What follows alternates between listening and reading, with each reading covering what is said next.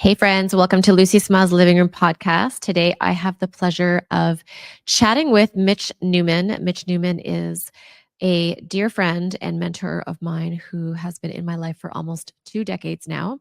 And in this conversation, we are going to talk all things alignment and what that means to us, and also how we've had not only an opportunity to reflect on things that are in alignment with our goals, our dreams, and our own experiences, but also we talk about the contrast and what it looks like for us when we are in a position of sifting and sorting through the contrast in our life when it comes to misalignment, how it shows up for us, why it shows up for us, and the amazing lessons that we get to learn through this. So I hope you enjoy this episode. I hope some nuggets helped to change and shift your own perspective on what is in alignment for you, where you may be out of alignment, and some tools to help you to get back into alignment. Enjoy the show.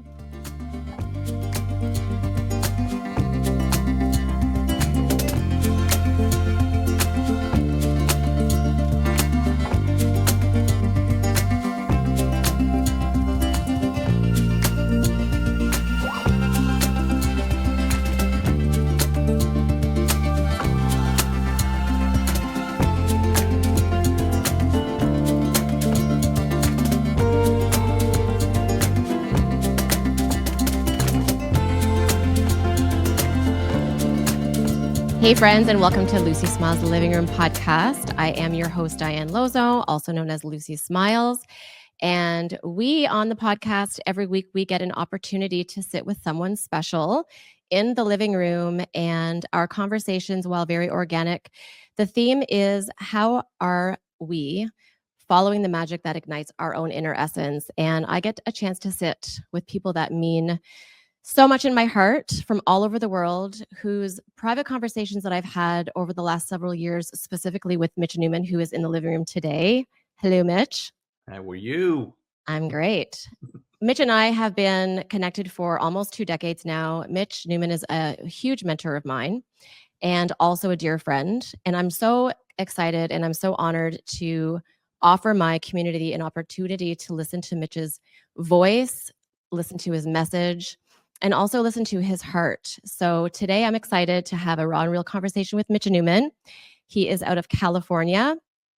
And just a little bit about Mitch before we get into this beautiful conversation. Mitch Newman is a relationship advisor, a change catalyst, and also a nurturing change advocate who believes that heart-centered self-love is the ultimate necessity for a starting point within every personal and professional relationship and connection. I agree. And he is also committed to fostering healthy and fulfilling relationships. Mitch empowers individuals and groups, I've been very witness, to navigate challenges, I've been witness, to embrace growth and to build strong and meaningful community and connections. Mitch also has a master's in spiritual psychology and brings a blend of empathy, insight, and creativity to his work. He encourages others to embrace love as the foundation for transformation and fulfillment.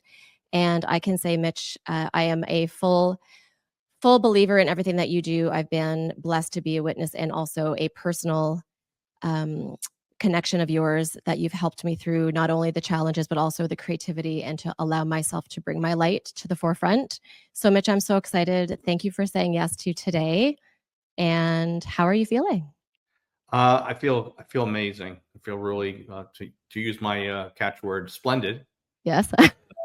I'm thrilled to be here. Just listening to you.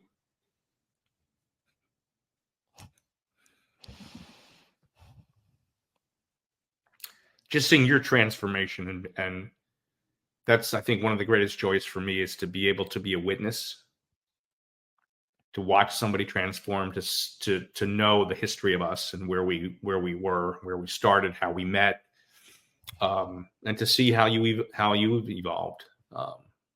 Like I get like a front row seat. So I love it. Thank you. And it's interesting. I want to say thank you for that. I remember, I didn't know where we were going to get started, but that my heart is pounding with beautiful palpitations of love. And I will tell you, I remember first meeting you and being introduced to you. This was back in 2007 or 2008. So I don't know how to do the math, but call it almost 2 decades, maybe 16 years. Yeah. And I remember hearing who you were. So someone had come up to me and said, you need to meet Mitch Newman because of who he is. And I was like, well, based on what you're saying, I need to meet this man. And then I met you, and then we created a friendship. And then I moved back to Toronto. When I met you, I was living in Vancouver. We met in the States.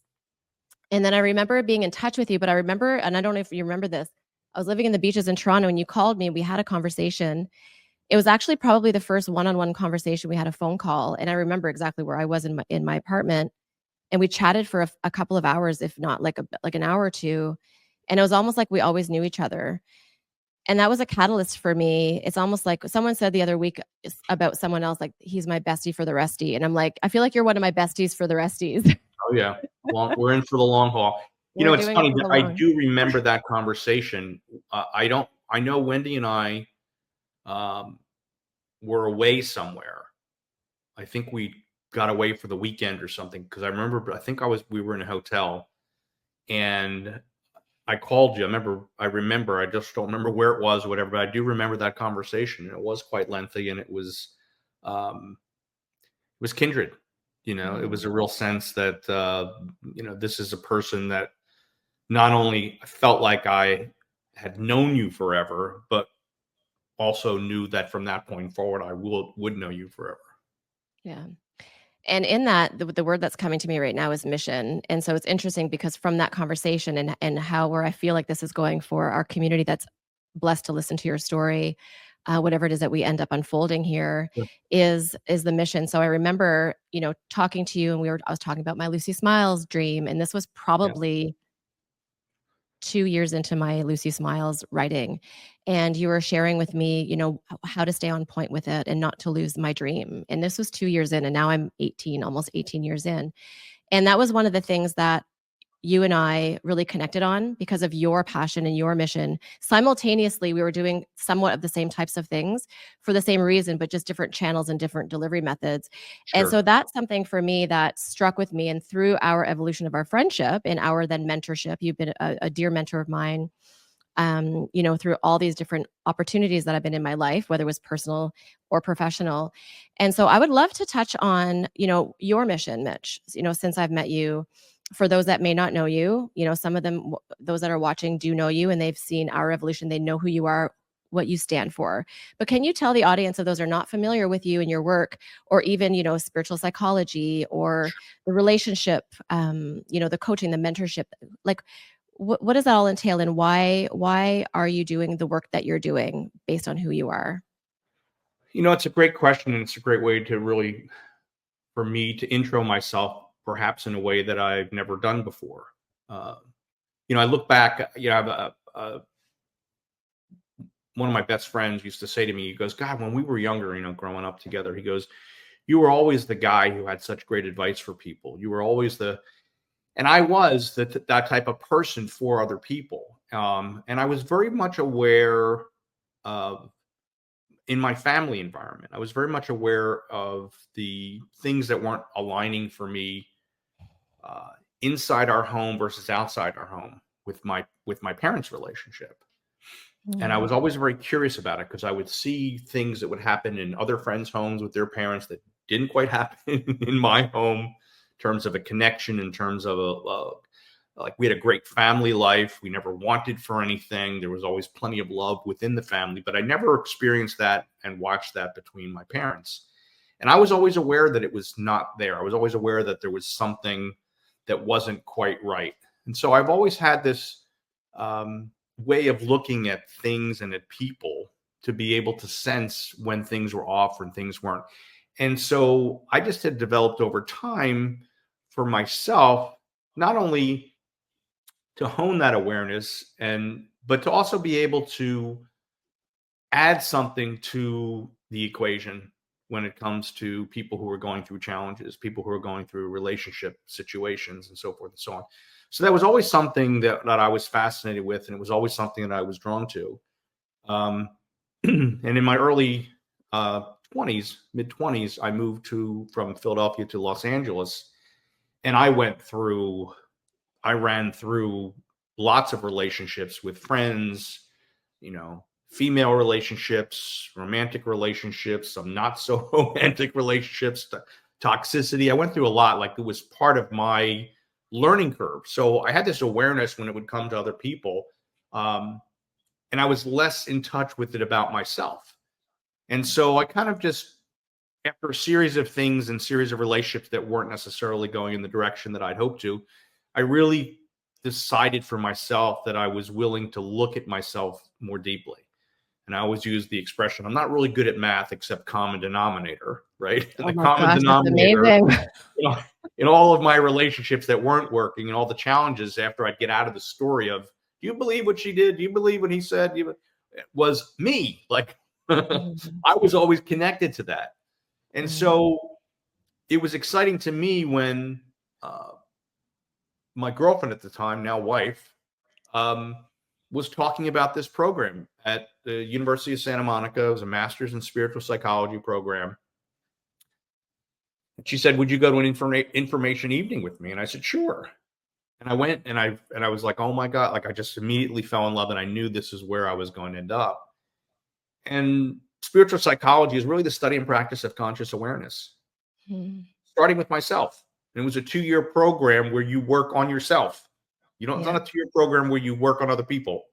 You study the greats and you start to have a deeper understanding, but the work was your own work. And the idea was if you could learn how to do your own work and really embrace it, I mean, really love it, even the messiest parts, right? If you could really do your own work, what kind of light could you be in the world for others?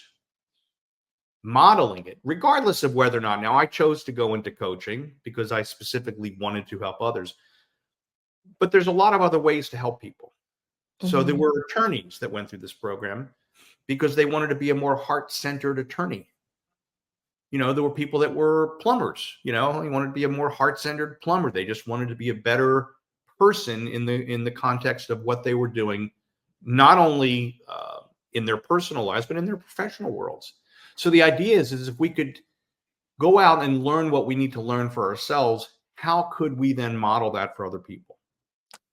I love what you said too, because the first part of this that you'd mentioned, first I want to ask you, was it your first date that she asked you to take this course? Oh, no. I think we had to go through, we went through the, that 90-day period where everything is blissful and wonderful. And then the whole person shows up. Yeah. I was going to say, because wouldn't that be something if we thought there was something, a spark between it, like come to this course and let's see if it's going to work for us, you know? How many failed relationships would we have saved? Like just, oh my goodness, no, I'm just joking. But one of the things that go through stuff, like our stuff had to come bubbling to the surface. You know, there's always stuff. Yeah. I always say none of us escape stuff. I still have stuff, right? You know, until I take my last breath, I'm going to have stuff. So for me and for her, it was kind of like, well, we realized that there was enough in alignment between us that our values and were of the same. We had the distinct awareness that our beliefs about how we go about achieving those values were different. And we also had the awareness that perhaps our own beliefs around how to achieve those values weren't necessarily updated. Interesting. We didn't get a text message or an email saying that the browser was ready to be upgraded, right? We had to come to that conclusion on our own and said, gosh, wouldn't this be a great place where we could update our belief systems and do so in a way where we align what it is that we both want and take her beliefs and my beliefs, create something different and new and exciting that would work for both of us. Right. And the thing that you said, sorry to interrupt you, but I want to touch on this because this is super important. And I feel like this can be a shift for me, for those that are listening, as that when you talked about your family dynamics with your mom and dad and looking at the differences, say from outside of the family, within the family, the context of that, you had said, you know, I was curious. And I think that's really important because if you're curious about something, you can go into it more with an open mind than judgment. So already, you know, as I'm hearing you evolving, you know, why you said yes, and then why you're open to the course with Wendy, is when we can come from a place of curiosity, we kind of let down our guard a little bit, like, oh, this is something that I'm curious about. And I think about that too, because again, we're all here. Like I've unpacked some stuff last night with my relationship. And in that, we were curious and we learned how to like look at it in a different way. So that's one thing that I know from you that I've learned a lot around is how to navigate healthy ways of coexisting and being like interdependent.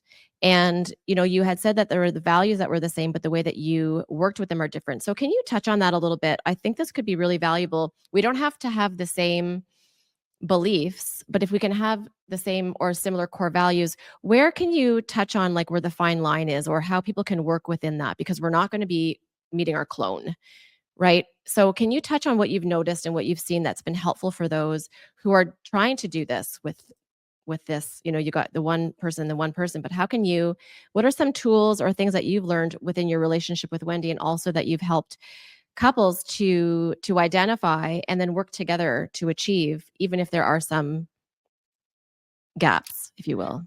Yeah, I think the first component of it was having the awareness that that the key was to get out of the right making and wrong making business. Yeah. And that has to be step one.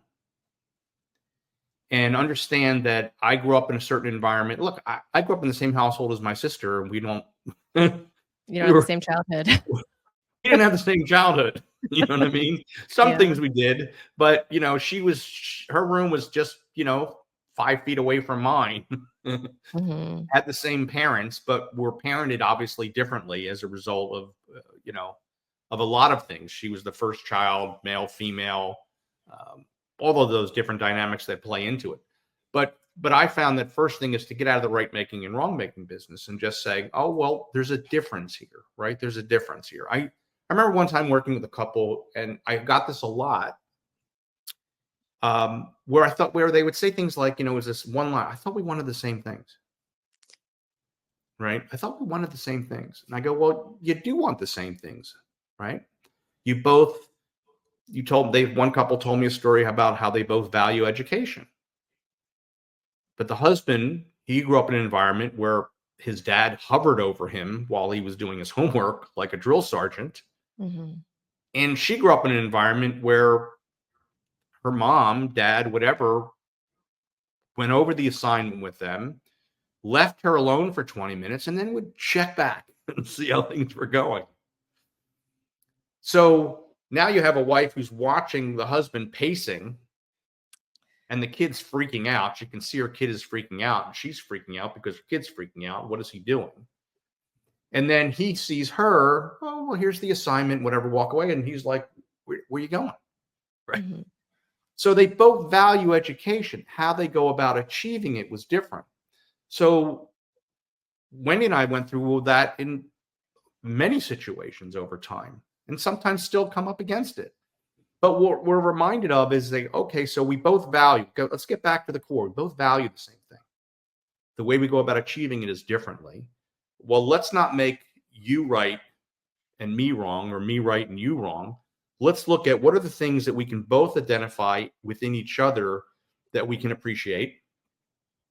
What are the pieces that we'd like to kind of throw out? And then what is this new magic that we can create together? Because that's a lot of times what couples don't realize is they're free to create magic. They're free to create something that's never existed before and do it in a way that's never been done before. And I think that becomes, in essence, really the beauty is to say, well, wait a second. It doesn't have to be I'm right, you're wrong, or my way is better than your way. Like, what are the elements that we can both agree on that make sense? Yeah. And then what can we add to it? And a lot of times, couple goes, oh, I never really thought of that. I go, I understand, because I never really thought of it either. But that's the beauty of it, is when you finally just surrender and get out of the right making and wrong making business. It's that paraphrase that Rumi quote. Out beyond right making and wrong making, there is a field. I'll meet you there. I love that quote. Go to that field, right? That's emotional. Whew. And then magic can happen. Yeah. And I And think that's the beauty. yeah. And I think about that too within, we've all had relationships. Many of us are in relationships, even if you're desiring potentially or about to get into a relationship. Yeah. One of the things that I've noticed, I can even just use last night for an example, since we're having a raw conversation. No names will be named. Everyone knows my husband if they do. But we had a disagreement last night, and at the end of it, and then this morning we had a beautiful conversation. And the foundation was that both of us just wanted to feel like we belonged, and both of us just wanted to feel that we were heard.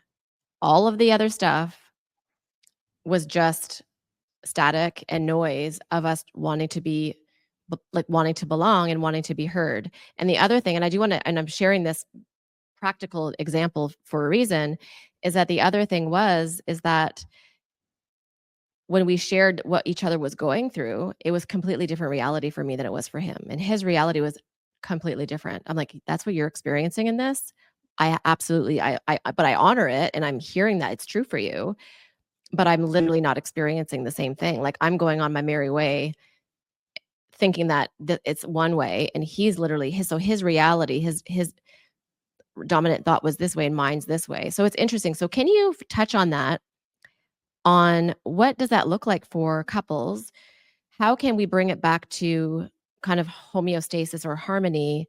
Because we will have different, it's almost like that cup you see, right? It's like they're looking at the words on one side and they're like, same cup, different message, same cup, different experience.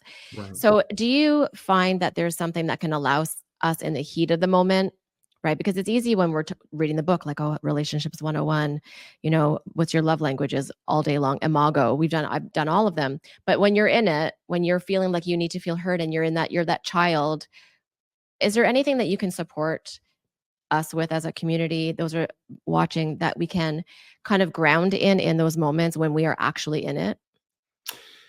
Yeah, I think I always say it's like one person, doesn't matter who it is, one person has to like have a brief moment where they realize this is going in the wrong direction. This is going down a slippery slope. Whose responsibility though? Who's supposed to do it? No, I'm just joking. It does, at some point, and if you're both in the practice of this, at some point, one of you says something that just stops it. I love it. Says, hey, let's take a break. Let's just cool down for a second. Because what ends up happening is the more it goes on, the more stuff gets brought up and the more hurt gets slayed. And then the more you get invested in the story versus the solution. Yeah. Now you're there's a lot of you language. I always say the you is one of the most triggering words in the English language. Well, you never, well, you always, well, you whatever that is, whatever the yous are that are flying at you. And I used to teach couples to do this kind of matrix thing where like they see the you flying at them and they go, whoa. They just, oh my gosh, like it's an arrow. Whoa, step away from the arrow of the you arrow that's flying at you, right? Yeah. And sometimes it just really requires somebody to say, well, let's pause for a second, but I want to ask you a question and I want to answer it myself too. What's at stake for you right now? Wow. What's at stake for you right now? And in that pause and in that moment, it's like all of a sudden it's like, well, I guess I'm not feeling heard, and I feel like I'm getting lost in this conversation because I'm not being heard. Wow, that's so beautiful. Right? So taking a pause in a moment to realize, okay, this isn't going anywhere fruitful. The back and forth, the flying U's, it's not going to resolve what's going on here. All it's going to further do is embed you in your story of who's right and who's wrong. Right. I love that. And I love the fact that you also said at the beginning too about self-discovery, and the reason why you were drawn to Masters of Spiritual Psychology is about that, self-discovery. And I really do believe that we're here to discover ourselves, discover our gifts, but also to find that conscious awareness of self. And when we do the work, it's very fad, like do the work, but whenever we do engage in the journey of who we are and why we're here, it allows us to then, that's kind of like the foundation of then bringing a healthier version of ourselves that doesn't need to potentially be right all of the time, because we are human. So you don't graduate or you wouldn't be here. You wouldn't be here. If you were all the way there, you wouldn't be still here. So, well, good, join the club. We're all And still here's here. the thing. And here's the thing that I've learned. I have 100% track record in never making the best decision based on emotion. Yeah. I'm undefeated in that category. So one of the phrases that we learned when we were in school, and people have different variations and versions of it, but what one of the things that I first heard when I started my program that hit me really hard in the chest, like at the heart level, and it's really been the ultimate game changer for me, was the expression that anything that upsets me is about me. Doesn't mean I'm not entitled to my feelings, doesn't mean my feelings aren't valuable, doesn't mean that your feelings aren't valuable, that your experience that you're having isn't important too. It just means that something is getting activated inside of me that is, in essence, crying out for healing. It's crying out for transformation. And so if I'm projecting that onto my partner, and people go, but you don't understand. I go, no, I do understand. I really do understand. Like, I understand in that sense what's at stake for you around the feeling of feeling separate, of feeling alone, of feeling sad, of feeling angry, of feeling frustrated. I get all of that. Yeah. I understand all of that. But if the greatest thing that I can do is, when I'm triggered, is to pull back, not to block off Wendy, my wife, not to like push her away, but and not to do it where I just kind of walk out of the room, but to announce I need a minute. To announce I'm going to go take a walk and clear my head a little bit and gain some perspective for myself. Yeah. I'm not leaving you. I'm not leaving the conversation. I'm not trying to, stonewall you, right? Which a lot of times people will do as a form of punishment when they're angry. They just get quiet and they shut down. But to be able to pull back and just say, all right, Mitch, anything that upsets me is about me. So let me go work on this by myself. And then when I come back to what was a confrontation, I'm going to come back as a conversation. I love that. And I'm going to start with what I realized was up for me, what was at stake for me, what was the emotion that was getting activated, what perhaps was the belief behind all of that was basically saying, time to update, right? Time for some new software or hardware, depending on what the case is. And lead with that in the opening of the conversation and be able to separate out the two. And this is where couples and people in business and friends, they get in this business of right or wrong. And so what happens is because they're so triggered emotionally. And if they can get to a place where they can separate the two and say, listen, the feeling part is mine. What I'm experiencing, the sadness, the anger, the frustration, that's mine. I own that. And I see where it's coming from, or I have an idea of where it's coming from. And separate and apart from that, the behavior is what I'm still not okay with. That's amazing. As you were saying that, this is what came up for me, which I just had this huge aha moment, is if someone, say you're in a relationship with someone, I'm going to kind of just piggyback off of everything you said. If someone was able to say, I'm going to step away from this. I want you to know I love you. I'm not walking away from you. I'm going to walk towards myself for a minute. I want to figure out what that was all about. And then whenever they come back or they're ready, to be able to say, I want to share with you what came up for me. Then the person is excited because now they don't feel that they're up against a wall. Now they're actually open to receive the information because they don't feel like it's going to be a judgment or a blaming or the you. And I think, and then you actually feel that sense of connection. Because really, at the end of the day, we're either feeling connected or disconnected, whether it's business relationships, whether it's your spouse, your children. And obviously, there's going to be different idiosyncrasies when it comes to how to connect with your children versus your spouse or your business relationship or your friends. But if to have something, and I want to talk about habits and behaviors, but to have something that you can ground in, that's kind of your like DMO, if you will, that is something that you just start to like have a learned behavior to do. Because a lot of times our learned behavior comes from fear, it comes from insecurity, and that we can just as much have that behavior something that drives us, which is going to disconnect us. Or we can say, you know, I'm going to take a behavior and create a healthy behavior. So that's going to drive connection. So that's what I'm getting from you. And it's, you know, it sounds like theory. And I found I'm such a quotist. A quote came to me last week and it says, an ounce of doing something is worth a pound of theorizing. And that just makes sense in this situation because this is really great theory. You're in Mitch Newman school, kindergarten class. If you want more, you have to call him for. But at the end of the day, to be able to take this and see how could we actually do it in the thick of things. So I thought that was really powerful as a tool to say, because I know we do, all of us tend to do the stonewalling, right? But if we could say, I need some time, but I want you to know it's because I want to come back more whole and more complete and more connected to, right? Well, and here's what I've learned over the past few years with everything that I've gone through in my life is the understanding for myself that in that moment of disconnect, of frustration, of anger, of sadness, is an awareness for me that for a moment, and I'll get it back, but for that moment, I fell out of love with myself. Mm. Then you're not putting the onus on the other person. No, Woo. no, no. It makes me, it stirs emotion inside of me when I even say that, because it's just, to me, it's just so raw and true. Mm-hmm. And part of my work from today moving forward and is really about how do I support people in learning how to love themselves a little bit more. Mm-hmm.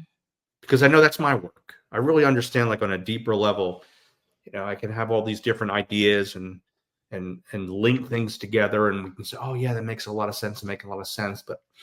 But for me, it's about, I've had to strip it all the way back because I'm at a point in my life, an age in my life, chronologically and otherwise, where I had certain experiences over the past couple of years where I could easily say, well, that doesn't make sense. Like the level of discomfort that I was going through, that doesn't make sense for someone like me who's done all this work on themselves. You know, Mm-hmm. like Yeah. I could easily have gone down that road, Mm-hmm. but I looked at it as, well, I've always said to people, you know, when you choose, you know, consciousness isn't for everybody. Otherwise, everybody would be participating. But once you choose it, accept the likelihood that there's always going to be a deeper cut that Yeah. will be presented to you when you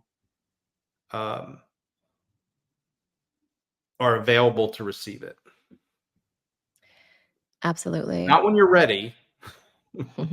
We're never really ready, are we? People say, well, you know, it comes to you when you're ready. Like, I don't know. I don't know. I'm not a big believer in this whole, well, I'm ready now. Like, Yeah. to me, it seems like I've always used to use the expression that the universe is like the old Verizon wireless commercial. Can you hear me now? Can you hear me now? Can you hear me now? Like, you're just gonna keep getting battered until you're finally like in a place where you're open to receiving something. And I think Yeah. when people can understand, they go, "Well, what are you talking about? I love myself. You know, not this is not an egoic thing. This is about really like loving yourself enough to allow yourself and somebody else the dignity of their process and experience without an emphasis or desire to be right or wrong, but to simply be present with all of it Mm-hmm. and And what work you had with, said, you yeah, know, because what you had said at the beginning and what you stand for and who you are, that I know very well, is utilizing the love as the foundation of transformation. And as I would love for you to touch on what you had been through over the last couple of years, 2 to 3 years. Um, it's interesting too, because I mean, I've known you for so long, but I've seen you before you went through these things, and I've seen you through these things, and I've been a witness and done my best to hold space through these things. And so that was that was part of your choosing love as a foundation of how you've transformed. I don't believe also that we're ready for things, but I do believe that we can be ready to then share our hearts based on the experiences that we've had. So 100%. I would love to hear, I know your story, but it's just, we talked about it before we started Sure. recording. If you can Sure. share, what did that look like for you, and how did you then take those amazing tools that you clearly prepared yourself to have in your back pocket through times of super uncertainty in your life and your health? Yeah, I think, there's an expression that I've always used and shared over the years with clients, and I actually, I guess, forgot it for myself. How does that happen? And it was really about, how do I say this? It's really about an experience that people go through. It's like learning to give it away without giving yourself away.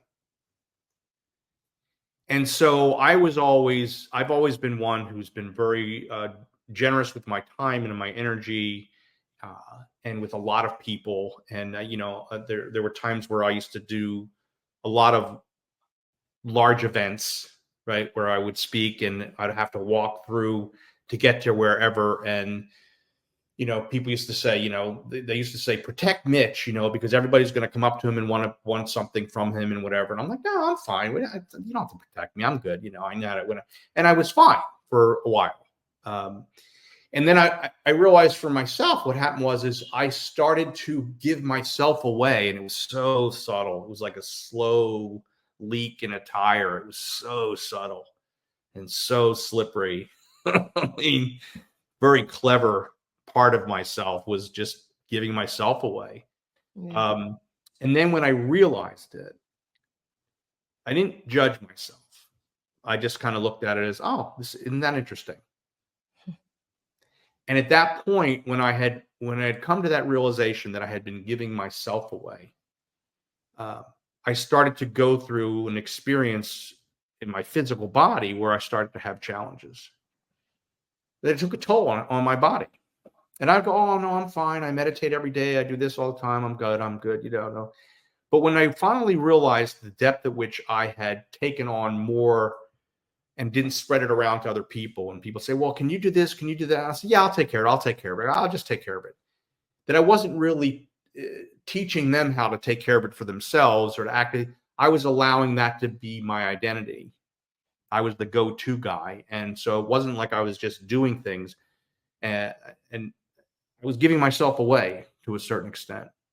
By the time I realized it, all of a sudden I was dealing with really, really bad chronic pain in my neck, having episodes where it was affecting my memory. It was affecting my ability to be present for my wife and my daughters, to doing work, to getting anything accomplished, being physically present, but mentally and emotionally checked out.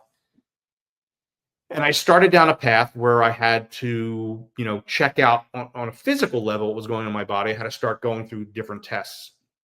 I had lots of poking and prodding and treatments and x-rays and MRIs and whatever, and realized that I had become, from C2 to C6, basically almost bone on bone, and with a pinched nerve at 6. And so I was just in really, really bad shape. And so I started down a path of, okay, so what do I got to do to heal this? What do I have to physically do?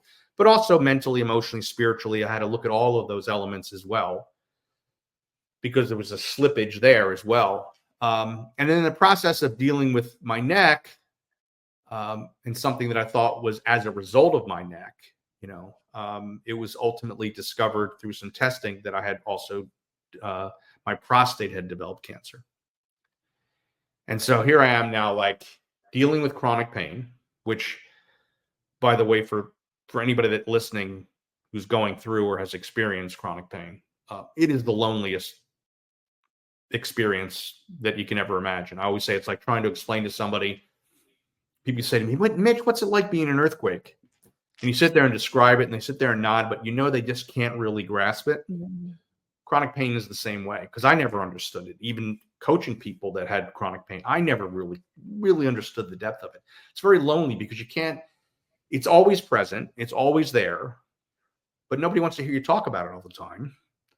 Nobody can really completely understand it unless they've been there. They just can't.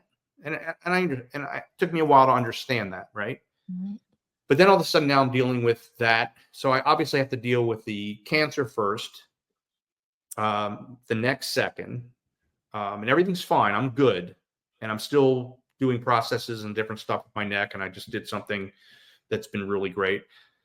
But it also, like, it wore me down. It really, so we could sit there and externally look at it, and I could sit here and say, well, this is, the doctor says it's wear and tear on my neck, and, the prostate cancer is this and that, and this is why it happens, and your age. And you can find all of the things externally in the world that will be enough for them to go, oh yeah, I can see that makes sense.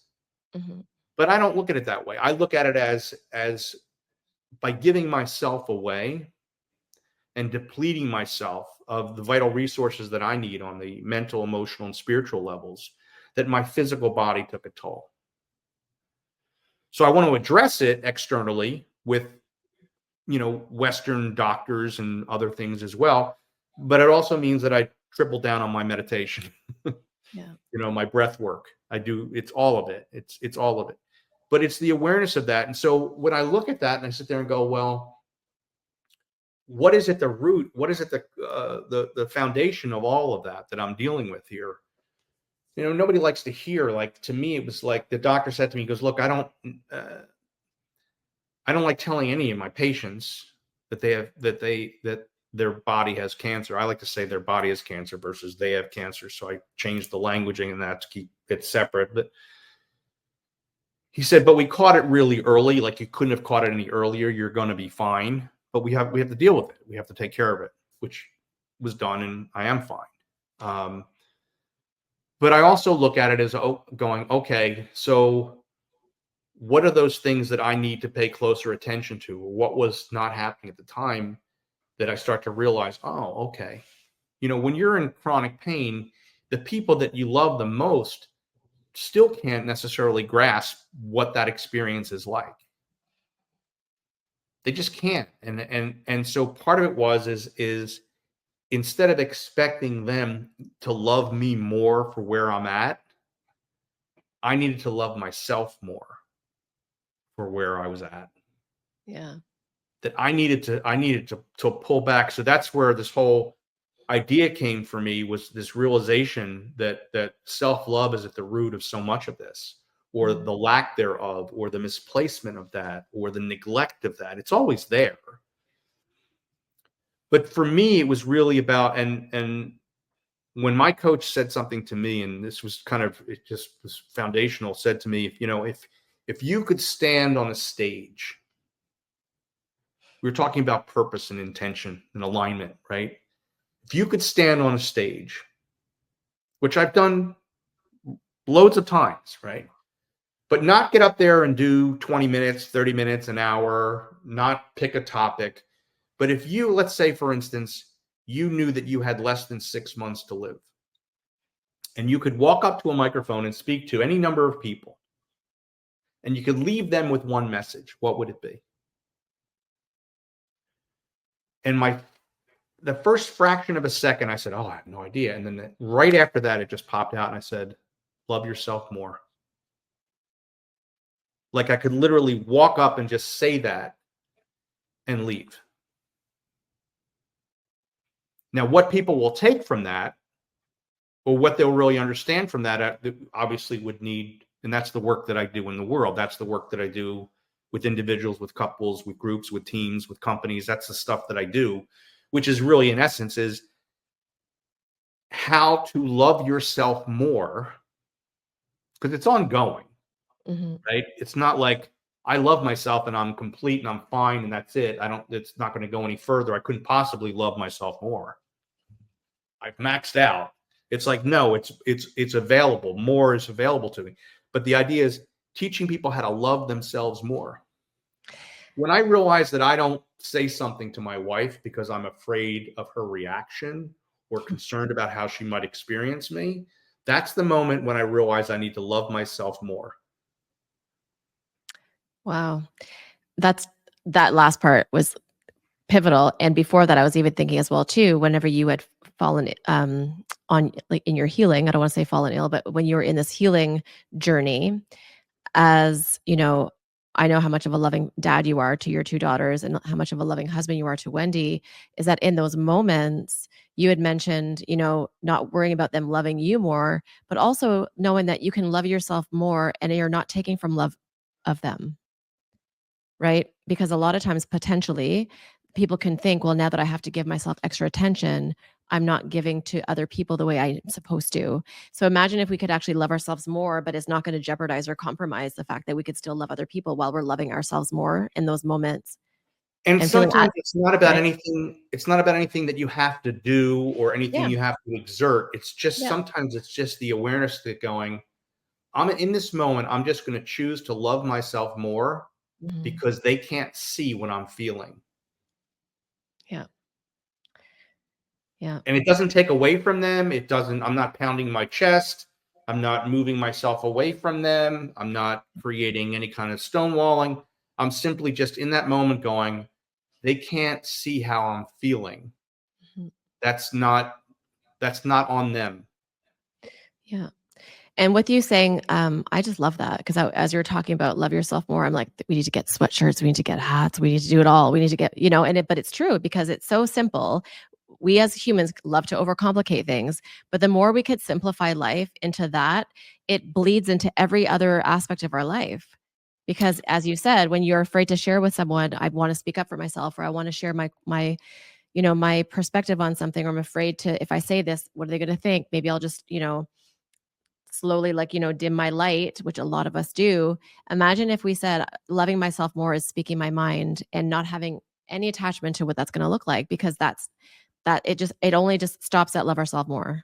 We're not responsible for outside of Right. that, right? In a Well, and loving, intentional way, of course. there's another component here that's really, really important is how do I define love? How do you define love? How does somebody else Mm. define love? Because listen, I've heard lots of different experience. It's kind of like when you say to somebody, "Well, what does leadership mean to you?" You ask 100 people what leadership means to you, and maybe like there's a couple of people that say the same thing, but you get a lot of different versions of it. Honestly, love is no different how people define it or how people experience it based upon their beliefs. If they grow up believing that love looks like this, that may or may not be the greatest expression of love, but it's how they understood love. And so then the question becomes is that understanding of love accurate today for them? Or is there something missing? Is there something more that they can add and bring to the table that they hadn't thought about? That magic point that I was talking about earlier, where Mhm. there's this belief system, and let's create something bigger together that's beyond. Because not everybody understands that. I remember years ago coaching for John Gray's company, Ask Mars Oh, Venus. yeah. And I remember I was like a phone guy. My wife and I both did this. We would be on call. And the phone would ring and say, "We've got a call coming in for you." We go, "Okay, great." The phone would ring and it'd be this person. I remember this one gal, she said to me, she goes, "I don't know what to do. My boyfriend told me that he loves me and I haven't heard from him for 2 weeks." And I said, "Well, when's the last time that you saw him?" She goes, "Well, we've never actually met in person."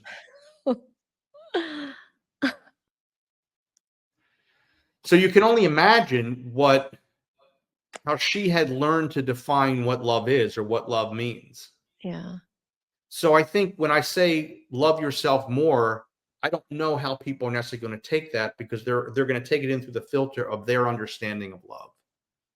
So my work is not only just saying to people, love yourself more, and I'm going to show you some ways in which we can do that, and you can do that. But I need to first understand, like, how do you define love? And is that definition working for you? Right. And let's explore that and let's break that down. And then let's modify that. Let's shift that. Let's change that if that's necessary. Or you may be spot on, but here's what we discover is blocking you from that experience. And let's clear that block. Yeah. That's beautiful because you could find out what love is to them, and then ask them for the permission to look at love in a different way that could maybe serve them at a higher level than what they identified or defined as love, which a lot of times can put us in a box because of what we've defined to feel safe, right? So because we've heard about it, we've all experienced it in our own maybe way, or we witnessed it with people that we love, is that we say yes to things that are familiar, and sometimes that's not the healthiest thing, but love to us is that. And so we can't get outside of that feeling of what love is. And so with the work that you have been doing for so long is, how can we re-identify a new definition of what love could be for you, and what that could look like is like just expanding that vision, like casting a bigger vision for people. Well, and It's sometimes beautiful. it's completely off base. Like Yeah. it's what they learned was through toxicity, right? And we've got to clear Right. that. Yeah. Sometimes it just needs to be reframed a little bit, just needs to be updated, just needs to be upgraded. Hmm. And can I love myself enough to know that I deserve for it to be upgraded to Hmm. this? Yeah. And it's interesting too, because I know that you're in a new chapter of your essence. We're all about follow the magic that ignites your inner essence. And I know you had asked me that maybe 2 months ago, or when I first started my podcast. I remember exactly where I was sitting, and you had mentioned that mentor asking you if you were on stage and you only had this amount of time to live. And it was literally for me, again, you came in, it was a perfect catalyst of the Mitch mentorship phone call. I've had many. I still owe you. You should be invoicing me by now.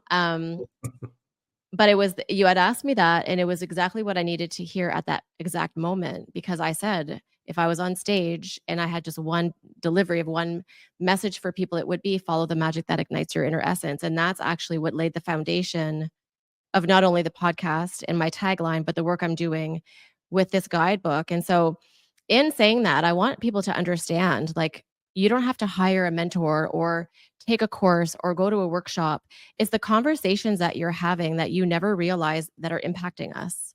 And that was one of the reasons why, for me, with even just the podcast, and I know that you had a podcast that you've taken a break from while you're focused on other things. And Yeah. I'd love to hear if you're bringing that back, because that was amazing. How you're able to deliver that message is, it's in those moments when we have those conversations, when people share a piece of themselves that we're like, it ignites a piece within ourselves.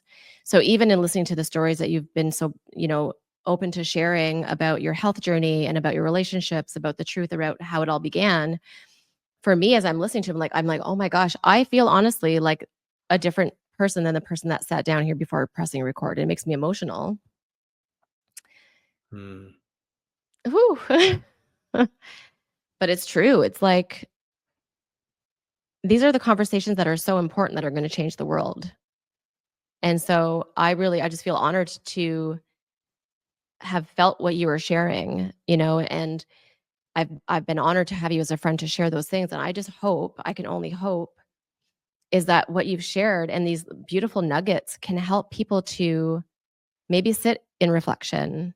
You don't have to change your whole life. You don't have to go and like start over with anything, but just to be like, where can you go from here? Where can you go from here to get to the place that you really want to go, not the place that you think you deserve to be, which is making maybe those behavioral decisions that are not serving you or other people. Because one of the things that I've learned along the way, and an ongoing process, and we've talked about it so many times, is the only responsibility that we have is for us to keep our light shining. Because when we shine our light, we give other people an opportunity to look over and say, wow, it's possible. But if we're dimming our light, or we allow other people to dim our light, then we are not impacting the world. We're not inspiring the world to reach their highest, right? Because we can only offer the world the opportunity to reach their highest by seeing it being reached.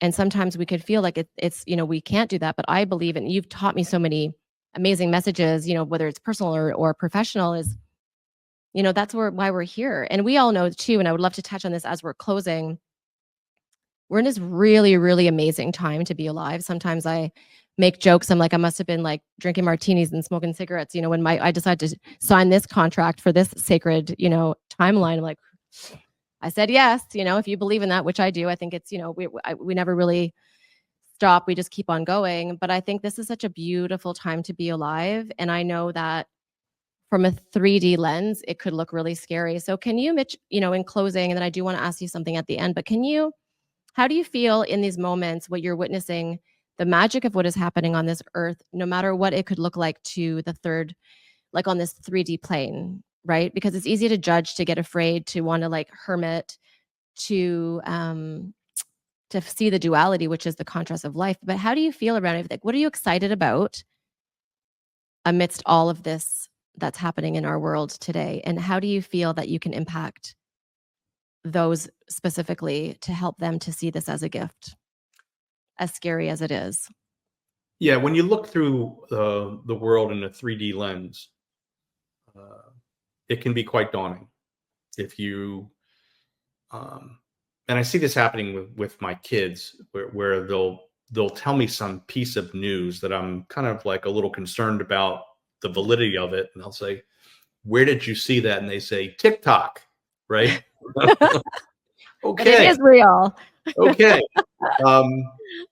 and it's I think as a parent, you're kind of witnessing.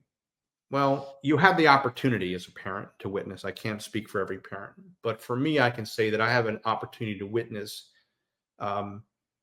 how my kids see the world,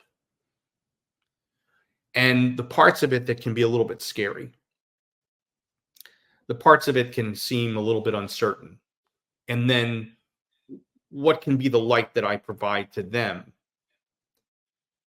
especially regardless of how many people I've coached, mentored, spoke in front of, whatever. I'm probably the dumbest person on the planet, to my kids.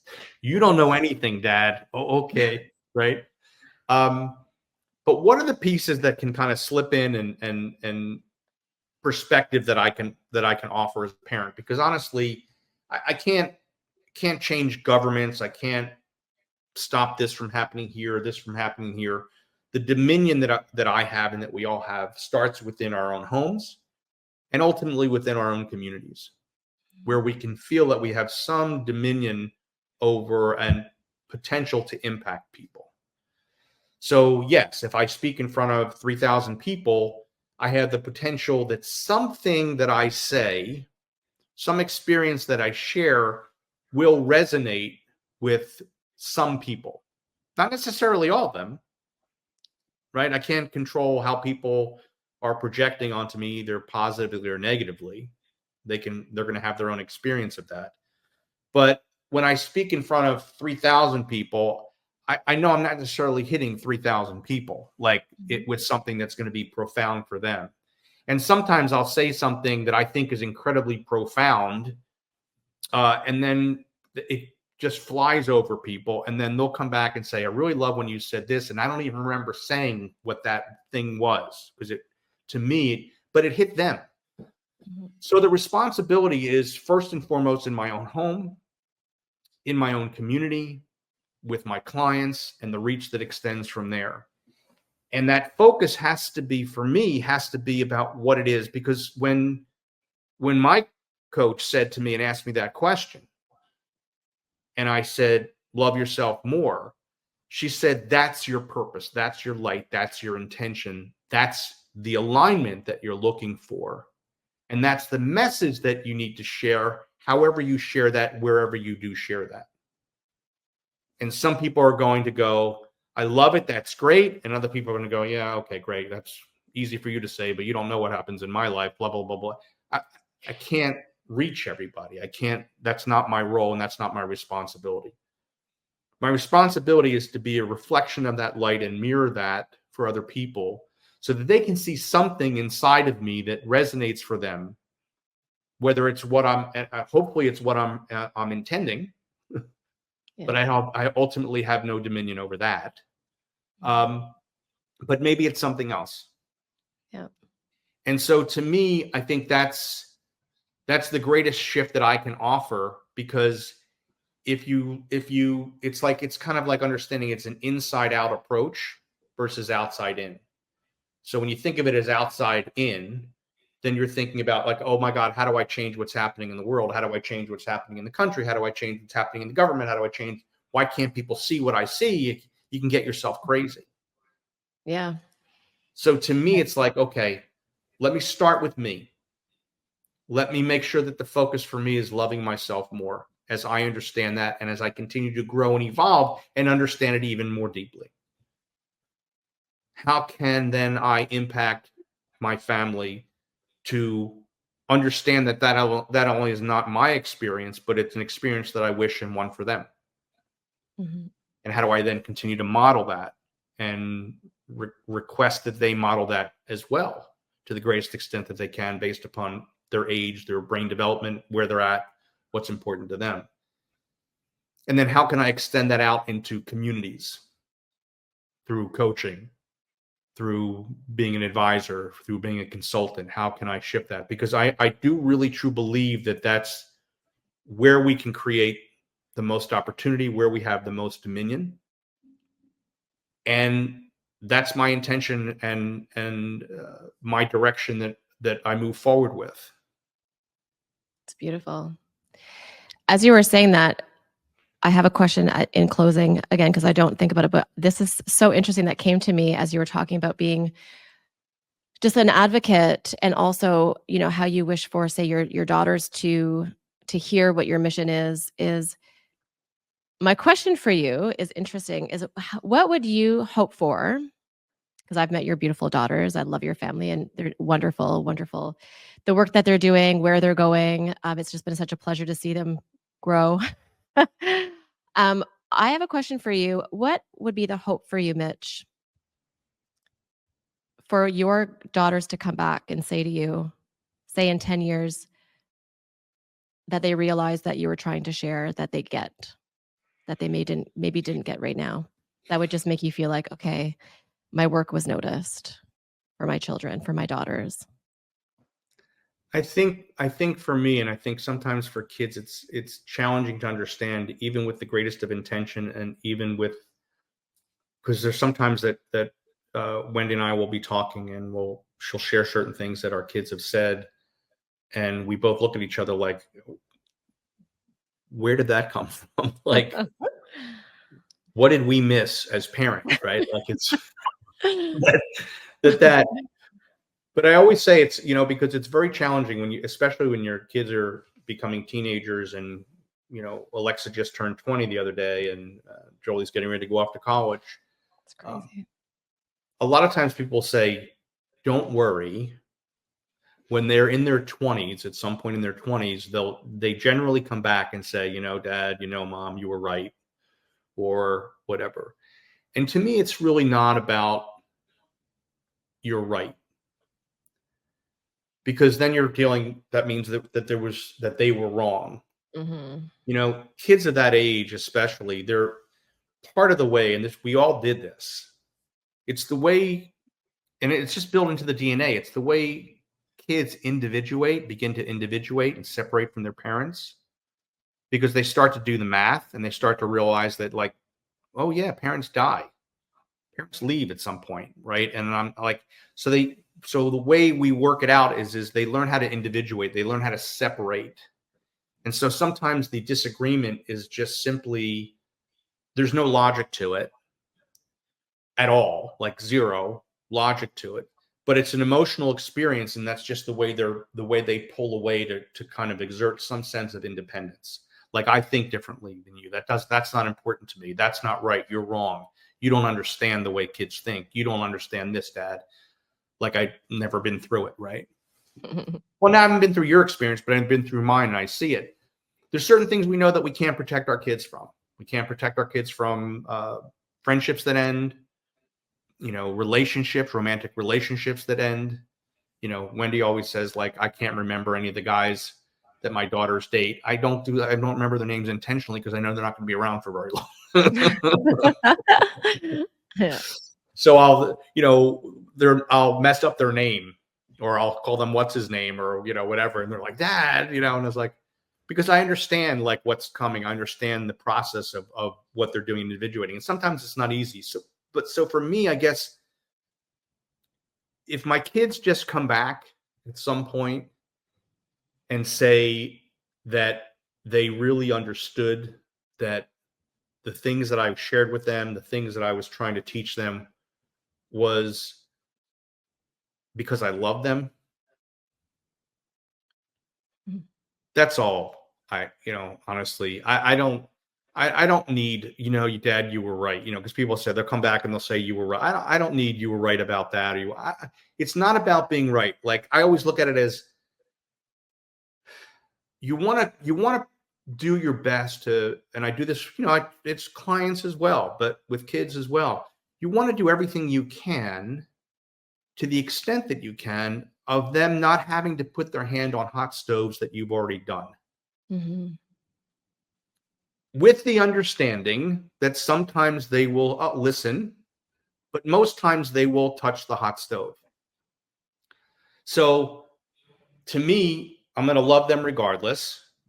And the question is whether or not I'm just giving them a hug or I'm putting gauze around their hand. I love it. That's amazing. So Mitch Newman, where can we find you? What do you have coming up? I know, again, you took a pause on your podcast. I've been really paused. No, I know. But I've been so is really there, what do you have coming up? Where can we find you? Are you taking clients? Are you doing, what does that look like for you?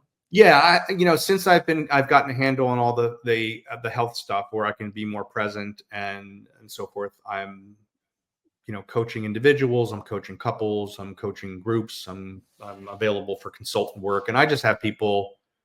Honestly, at this point, I have not posted on social media. I think my daughter posted something on my Instagram and Facebook the other day about, I guess it was for my one daughter's birthday. She said, "Give me your phone." And next thing you know, all of a sudden I'm getting all these things. So I haven't really been participating in a lot of that. I don't think I've posted anything or any of my quotes since like May. To me, it's just been a time of self-reflection and desire what I want. So right now I just simply have people reach me at mitchnewman.com. I love it. So if they're interested in exploring this concept and this choice to love yourself a little bit more and what that looks like, whether they're individuals, whether they're couples, whether they're teens, because honestly, there's no difference to me whether it's personal or professional, because regardless of, you're gonna run up against yourself and the resistance. And if you're not loving yourself enough, you're going to run up against resistance in your business, all of that stuff too. So the tools that I teach cross over young, old, personal, business tools. It's all connected because it's all about, has to start with that foundation of loving. So Mitch at mitchnewman.com is where people are reaching out to me at this point. I love it. Well, I'm so honored. The world is a better place with you in it. I've been blessed to have my world a better place for almost 2 decades and 3 to 5 more to go. So I just want to say thank you. I love you. I love your message. I love you too, Di. Thanks for having me. Besties for the resties. I love the, I have the blurred background right now because I'm I at love my it. daughter's apartment, but I love just being able to like look at you, look to your left, well, to your right, be kind, and then the other side, joy. I love it. And down the way is Angel. As soon as you started talking about love yourself more, she literally came from the kitchen. She's like, "Wait a second, it's speaking my language." But she stayed out of it, but she's lovely. But I just want to say thank you. I'm so grateful. And if anyone would please share this, if you've been blessed to watch it, I believe that these stories, these conversations can really just, any little nugget can make a difference for people. Some people are just watching it and they're forgetting to love themselves more. There's others that may be going through something with their relationship with their self, and something can just hit them. I'm going to rewatch it with my notepad. I always, I'm so engaged in this conversation, and I do find whenever I watch it from a different lens, it really just speaks to me. So I just want to say thank you to all of my community for taking the time to be here in the Lucy Smiles living room on this podcast and sharing it. You could find me on Spotify, iHeartRadio, all of the podcast platforms, and on YouTube if you're watching it on YouTube. And my wish for you is that you can follow the magic that ignites your inner essence in whatever that looks like for you. And coming up in 2025, I do have a mastermind for a guidebook that I've created to help you follow through on what that could look like for you. You could find the guidebook on my website on lucysmiles.com. It's a free download. If you're interested in some more inspiration, I do write a weekly intuitive message. You can just hook up to my email, and that comes out sometime during the week. Whenever I'm feeling intuitive to send a message, you will receive it. And that's all on my website, lucysmiles.com. And Mitch, I just want to say I love you. You are such a fabulous human. I love your message, and I would love to share your mission to help people love themselves more. I'm grateful. I love you too. Real pleasure this time. Yay. Thank you. Hey friends, thank you again for following and tuning in to the Lucy Smiles Living Room podcast. It really does truly support my mission to help inspire you through our beautiful guests that I also want to thank who have come on to share their beautiful stories of transformation. If you want to connect with me privately, you can actually go right to my website, lucysmiles.com. Feel free to send to me a personal email. You can also catch my newsletter by subscribing, which also includes my weekly intuitive messages. If you're on social media, you can follow me with my handle, I am Lucy Smiles. And if this was inspiring to you and something helped support you on whatever the journey is that you are going through, please feel free to review, write a comment, and most importantly, if you can subscribe and share this episode and all our other episodes, that would be amazing. My dream and my mission is to truly help you to follow the magic that ignites your inner essence. And so until next time, we will catch you soon. I hope to catch you on the next episode.